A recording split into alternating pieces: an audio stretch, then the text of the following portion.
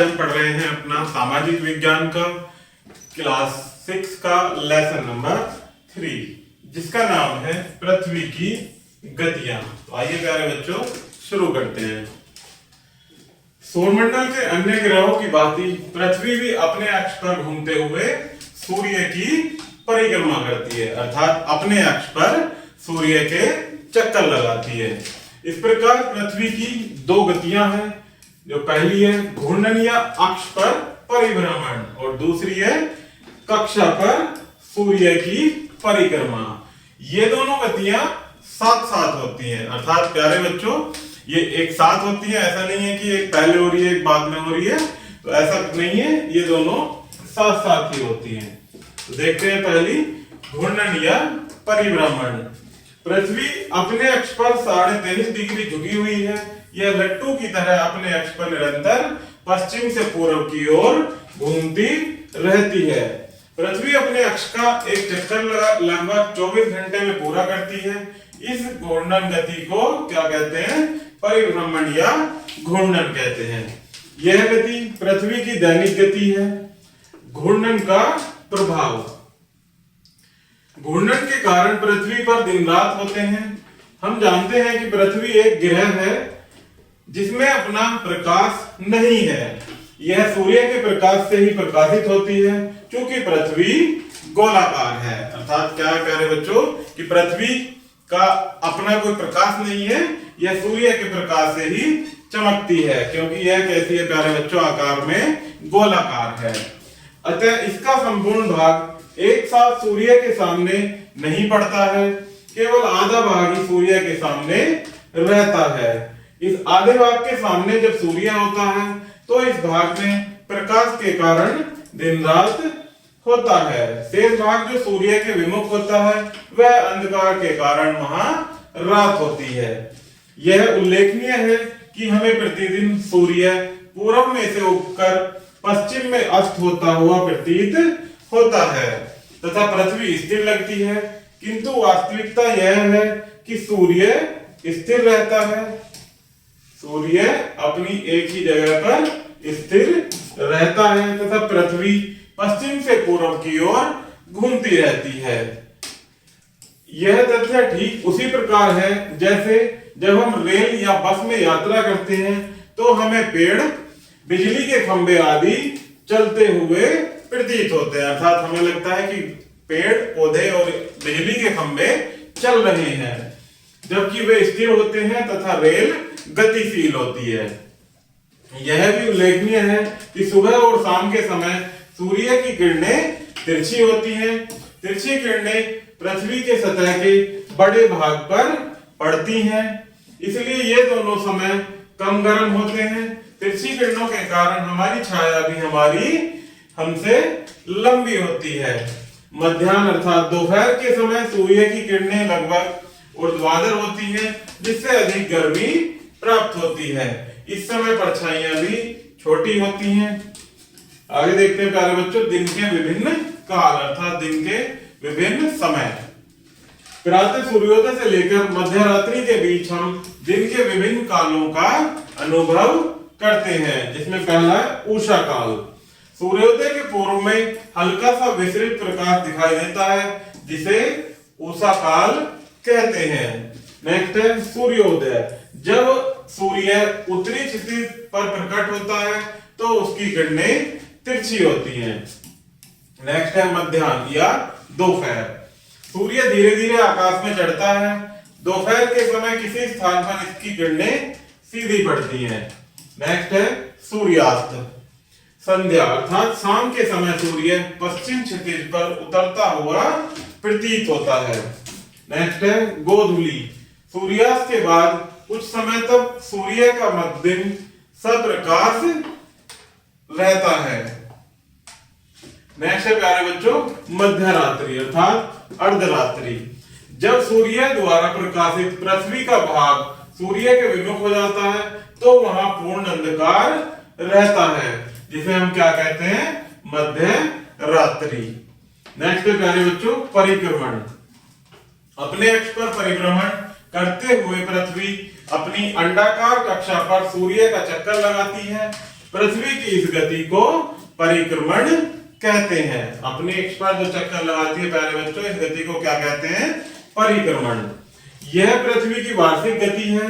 सूर्य की एक परिक्रमा पूरी करने में पृथ्वी को लगभग 365 दिन तथा 6 घंटे का समय लगता है। कितना समय लगता है? 365 दिन तथा 6 घंटे का समय। इस अवधि को एक वर्ष कहते हैं। सुविधा के लिए एक कैलेंडर में 365 दिन होते हैं। 6 घंटे के शेष समय को जोड़कर 4 वर्षों में जोड़कर 6 गुना 4 अर्थात 366 दिन का अधिवर्ष बनता है। जो 366 दिन का होता है उसे क्या कहते हैं प्यारे बच्चों? अधिवर्ष। इस वर्ष में फरवरी मास में 29 दिन होते हैं। वैसे कितने वर्ष होते हैं प्यारे बच्चों? सामान्य फरवरी वर्ष में, फरवरी के मास में 28 दिन, परंतु जब अधिवर्ष होता है उस दिन हर प्रत्येक 4 वर्ष के बाद क्या होता है? अधिवर्ष आता है, जिसमें कुल 366 दिन होते हैं। अधिवर्ष प्रत्येक 4 वर्ष में पड़ता है। अगला अधिवर्ष 2016 में होगा तथा उससे अगला वर्ष 2025-20 में, उसके बाद 24 में और उसके बाद 2028 में।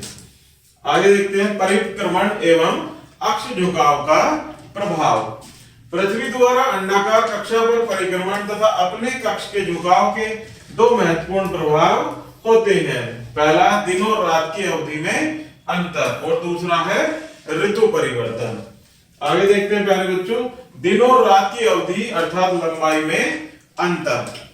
सूर्य की परिक्रमा के दौरान पृथ्वी का अक्ष सदैव एक ही ओर झुका रहता है।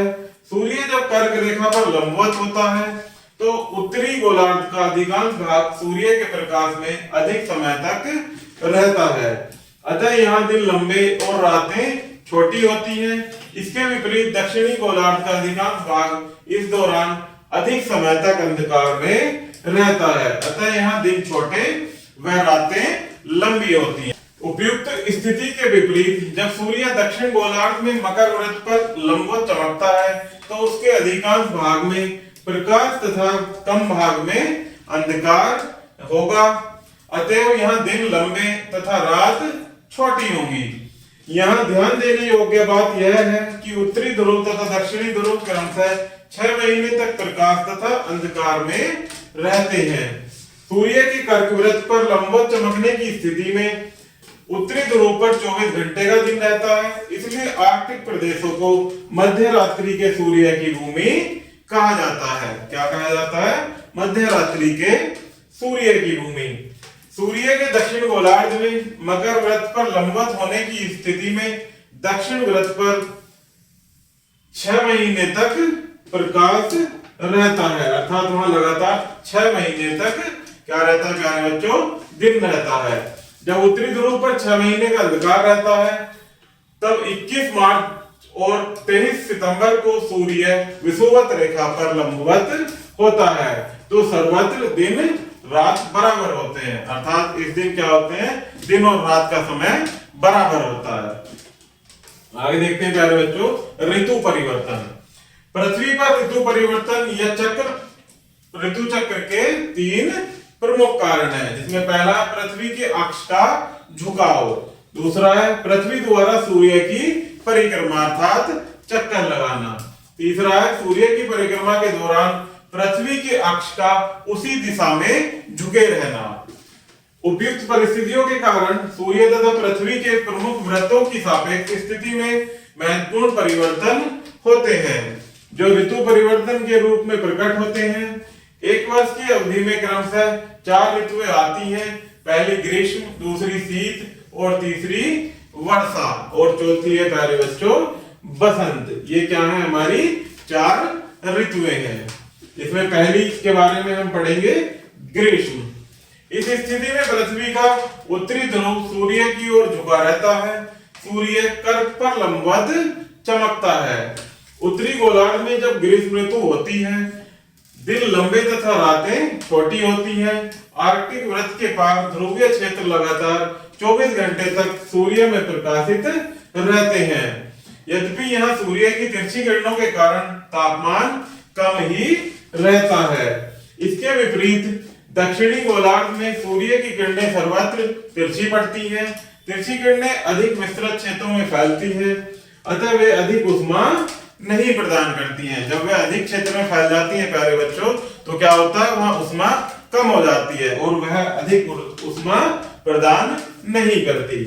इस समय संपूर्ण दक्षिण गोलार्ध में शीत ऋतु होती है। यहाँ रातें लंबी और दिन छोटे होते हैं। आर्कटिक वृत्त से दक्षिणी ध्रुव तक के क्षेत्र पूर्ण अंधकार में रहते हैं। यहाँ 6 महीने तक रात रहती है। नेक्स्ट देखते हैं प्यारे बच्चों, शीत।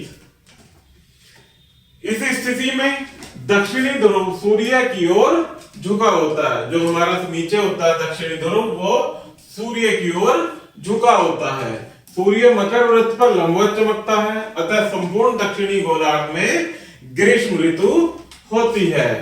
दिन लंबे तथा रातें छोटी होती हैं। इसी समय उत्तरी गोलार्ध में सूर्य की किरणें तिरछी होने के कारण शीत ऋतु होती है तथा दिन छोटे और रातें लंबी होती हैं। नेक्स्ट देखते हैं प्यारे बच्चों, वर्षा। जून के महीने में भूमि के ऊपर की वायु बहुत अधिक गर्म होकर ऊपर उठती है। इसका स्थान लेने के लिए समुद्र की ओर से जलवाष्प से भरी पवनें चलती हैं। ये जलवाष्प से भरी पवनें वर्षा करती हैं। जलवाष्प से भरी पवनें क्या करती हैं, वर्षा करती हैं। नेक्स्ट है प्यारे बच्चों, वसंत विषुव। विषुव का अर्थ है दिन रात बराबर होना। 21 मार्च को सूर्य की किरणें विषुवत वृत्त पर सीधी पड़ती है, इसलिए उत्तरी गोलार्ध में बसंत ऋतु तथा दक्षिणी गोलार्ध में शरद ऋतु होती है। इस दिन रात व समय की अवधि कर्क तथा मकर व्रतों पर समान होती है। अर्थात इस दिन क्या होता है प्यारे बच्चों, दिन और रात की अवधि समान होती है।